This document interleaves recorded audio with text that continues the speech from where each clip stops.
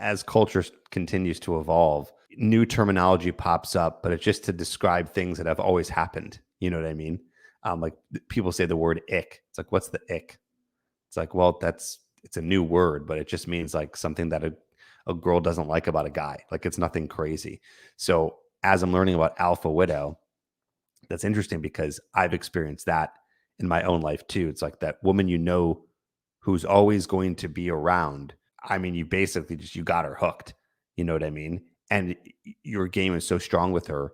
And now you're saying, Jaron, with social media, it's taking that to the next level because they get to continue to see you. Eventually, if you just disappear and social media wasn't around, maybe they'd think about you, but you would eventually fade in the memory.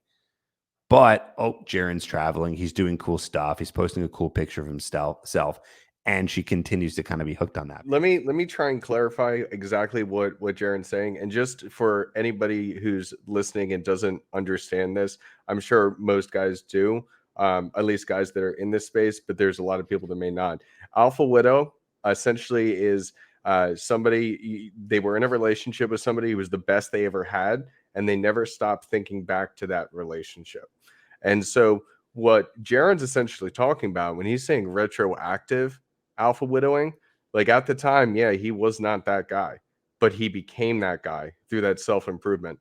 And so when you work hard as a man to self-improve, that's when that retroactive alpha widowing can occur. I've had plenty of girls myself that have reached out to me a couple years later because they started to see different things that I was doing and I was leveling up in life, and they had me back then, but they had me when they thought that they could get better.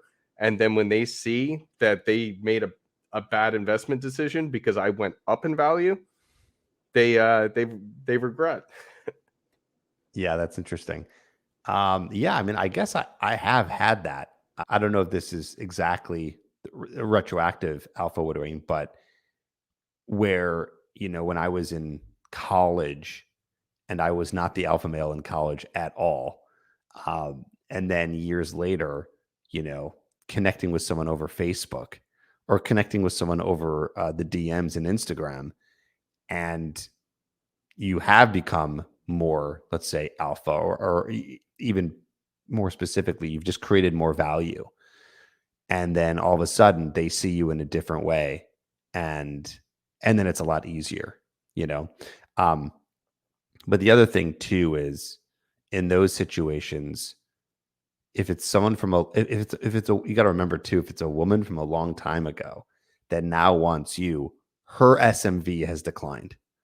So it's kind of this combination of, okay, yeah, your value has raised as a man. Hers has probably drastically dropped. Like, I don't know, for Jaron in that case, some of those women, like, how old are they now? Yeah, they're my age. So the point I was Which is getting what? at 19, yeah, I'm 36. So at 19, Yeah, girls exactly. super Yeah, right. cute.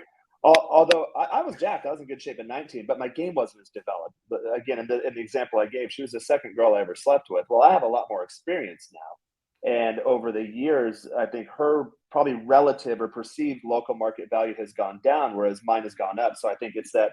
So at 19, she thought she was here, and she thought I was here. Well, those are inverse now. And I actually got Yes. that idea. I used to listen to Adam Carolla back in the 1990s on the West Coast, the show Loveline. It was syndicated like 10 p.m. every night. So like us West Coast kids always listened to it. And he made the point back in the 90s, like Pamela Anderson. She was like the supermodel, the star celebrity that every guy wanted to get with. We all had posters of her on the wall. Pamela Anderson, the Yasmin Bleeth, Cindy Crawford, whoever, but like those 90s hot supermodels. And even back then, he'd make the point, is like, at some point, that curve is going to inverse. Like, all right, Adam Carolla just starting out on the radio, and Pamela Anderson, she's at like the peak of her game. But at some point, Pamela Anderson's going to go down and he's going to go up, and they're going to inverse.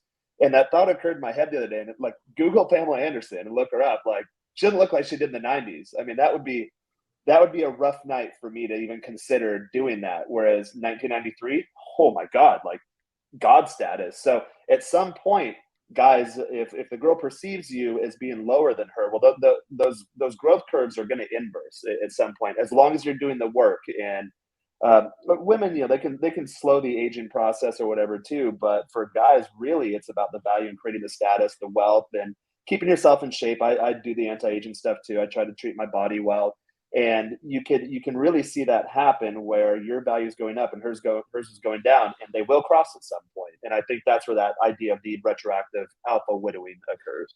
This is why I like being a guy, because as a man, we do have um it's funny because I feel like a lot of red pill uh, or at least incels in the manosphere, probably wouldn't think about it this way. They think kind of men have the really bad ticket. But if you're young, okay, let's say like you're like 18 to 21 years old, and at that point your SMV is super low, right? Super low. You could do a lot of things, but it's like Jaron, you said you were jacked when you were that younger, but still, like your SMV was just lower because you're a younger dude. You probably didn't have a lot of money, didn't have a lot of game. You were just kind of starting off, right? So it's like I hadn't come into myself yet. yeah, About you the time didn't I was 30, I'm mature. like, here's who I am. Here's what I'm about. I'm solid. I'm put together, and More take it or leave confidence. it. At 19, you're kind of like you're just going with the wind. Exactly. Same here. So it's like if you learn that, right? Like if there's a 20-year-old right now watching and you just do your best and everything you can, all your resources to just learn game and try to become at least as high status as possible, which I don't know, some guys learn this very late and don't come into that. Your opportunity, you have a longer opportunity, more opportunities in your life. Whereas, like for a woman, it's like a very sharp incline and then it starts to decline pretty fast. Where it's like for us, again, it slowly goes up over time, but you can even have more of that if you start building yourself, you start working on personal development, confidence, status, all those things, and game in the early years. You actually will have a very, very long window, longer than some women. I mean, I should say though, it's never too late. We just signed up a guy over our coaching program who's 70 years old, so there's always an That's wild. opportunity. I know it's crazy, and even I never thought like that would happen. Like, okay, at one point, the oldest person I worked with was like 61, but we're talking 70 years old. It's never too late. Um, but yeah, that's kind of the cool thing about being a guy is like we have a little bit. I feel we have a little bit more control over being able to kind of work the system a little bit. Yeah, I would say too, one of the things that's really screwed up with culture now, especially in America, is that it's pushed for these girls to, live their 20s by going out, drinking all the time, partying, like nothing matters, like you don't settle down until later. And that wreaks havoc on their value comparatively to guys. They can screw up a little bit, but yeah, guys are judged more on what they bring to the world, not just their inherent beauty.